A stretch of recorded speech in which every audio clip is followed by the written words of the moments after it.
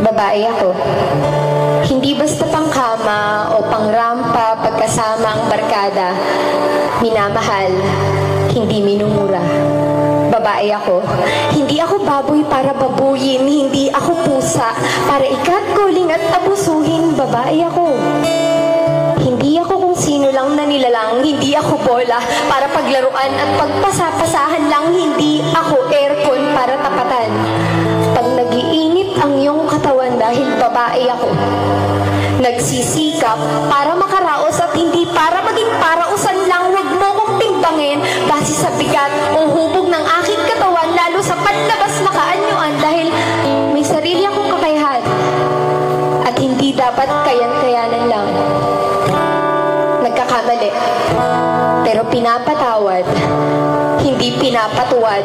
Hindi ko kailangang sampahin, sapat na sa akin ang respetuhin dahil babae nga ako.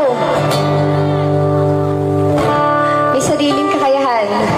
Wala kang karapatan bastusin kung base lang sa kasuotan o sa kung ano pang dahilan, dahil tulad mo, tao ako. At tandaan mo, babae ako, hindi babae lang.